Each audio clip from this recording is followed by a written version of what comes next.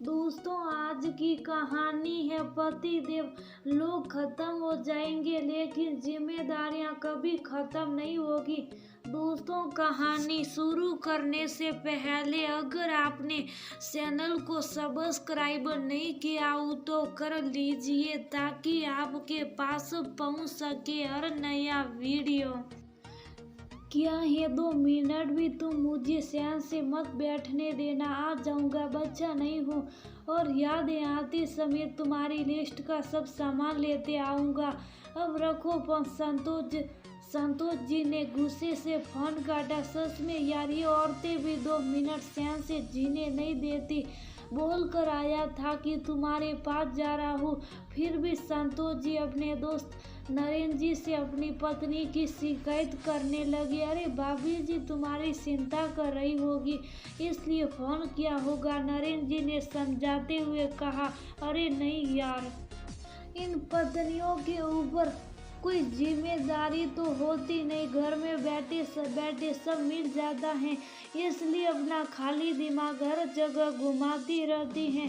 संतोष जी अभी भी गुस्से में थे। यहीं पर तेरी सोच गलत है। सच तो ये है कि औरतों की जिम्मेदारियां कभी खत्म होती ना जीते जी और ना मरने के बाद।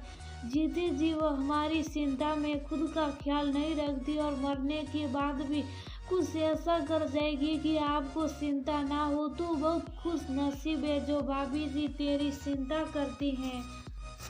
जो गलती मैं करता था तू भी वही कर रहा। हम आदमी लोग सोचते कि घर परिवार की जिम्मेदारी अकेले वह निभा रहे, लेकिन सच तो ये है कि हम जिम्मेदारी ठीक से निभा पाते हैं क्योंकि वह सारे परिवार की जिम्मेदारी अपने ऊपर ले लेती हैं। ईमानदारी से बात किया, तुझे पता है कि तुम्हारे माँ पापा को क्या क्या शारीरिक तकलीफ है? वह कौन से डॉक्टर के पास जाते, दवाई कब और कितनी खाते हैं, बच्चे कब घर आते और क्या कर रहे, किस रिश्तेदार से निभाना है और किस से नहीं। सुबह से शाम हो जाती है हमारी चिंता करते हुए और तू कह रहा कि उनके ऊपर कोई जिम्मेदारी नहीं होती। तुमने कहा होगा कि जल्दी आ जाऊंगा, लेकिन जब तू नहीं पहुंचा होगा तो उन्हें चिंता होने लगी होगी कि कहीं कुछ हो तो नहीं गया। नरेन की बातों को सुनकर संतोष जी आश्चर्य से देखने लगे। यार, भाभी जी के जाने के बाद तू बहुत बदल गया है। मुझे आज भी याद है कि तू बहुत बेफिक्र रहता था और हमेशा सारी जिम्मेदारी भाभी जी अच्छे से संभाल लेती थी। संतोष जी आश्चर्य से नरेंद्र जी को बोला। तूने सच कहा कि हमेशा अपनी पन्ना को डांटता रहता था, फिर भी उसने पूरे घर की जिम्मेदारी बहुत अच्छे से अपने ऊपर ले रखी थी। मैं सोचता था कि पैसे कमाना ही सबसे बड़ी जिम्मेदारी है और उसी का मुझे बहुत घमंड था। पन्ना को हमेशा मामूली गृहिणी से ज्यादा कुछ नहीं समझा। बच्चे अपने अपने क्षेत्र में आगे बढ़ गए, उसका सारा श्रेय मैंने खुद ले लिया, जबकि मुझे ये भी पता नहीं था कि बच्चे क्या कर रहे। तू तो अच्छे से जानता है कि गुस्सा हमेशा मेरी नाक पर रहता था। मुझे सर्दी भी हो जाए तो पन्ना को चिंता हो जाती थी और मैं उससे बुखार भी हो तो उसका काम से बचने का बहाना बोल देता था और उसने कभी पलट कर मुझसे कुछ कहा भी नहीं। मुझे याद नहीं कि कभी उसने अपनी कोई ख्वाहिश बताई हो और मैंने भी कभी जानने की कोशिश नहीं की, क्योंकि मेरे हिसाब से मैं हर महीने उसे घर खर्च के लिए जो पैसे देता था वो ही बहुत था। वो बीमार थी, धीरे धीरे उसका शरीर उसका साथ छोड़ रहा था और मैंने उसके प्रति अपनी जिम्मेदारी ठीक से नहीं निभाई। आज भी वह दिन याद है। मैं पन्ना को डांट रहा था और वह अचानक बेहोश हो गई। डॉक्टर के पास गई और वह फिर ने जो बताया उसे सुनकर मैं सन्न रह गया। पन्ना को कैंसर था। डॉक्टर ने कहा कि आखिरी स्टेज है। डॉक्टर ने बताया कि इन्हें बहुत दिनों से तकलीफ थी और आप लोगों को पता भी नहीं चला। सोच यार पन्ना मेरी हर चीज़ का ख्याल रखती थी और मैं एक घर में एक कमरे में रहते हुए भी नहीं जान पाया कि वह तकलीफ में है। वह चली गई लेकिन जाते जाते भी मेरे प्रति अपनी जिम्मेदारी निभा गई।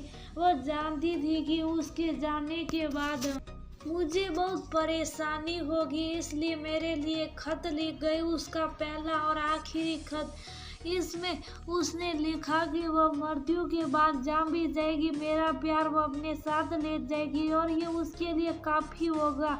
उसने मुझसे गुस्सा नहीं करने के लिए कहा क्योंकि उसका कैंसर मेरी गलती नहीं थी।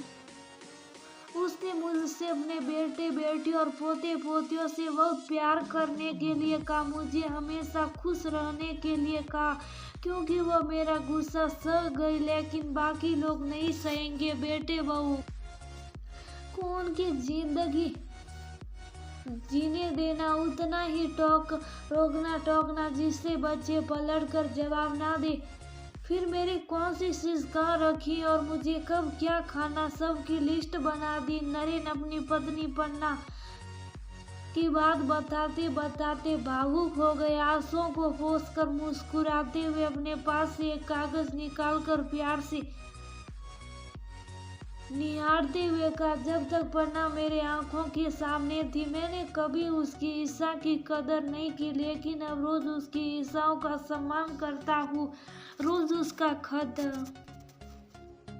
पढ़कर अपने आप को मजबूत बनाता हूँ, उसकी छोटी जिम्मेदारी शिद्दत से निभाने की कोशिश करता हूँ।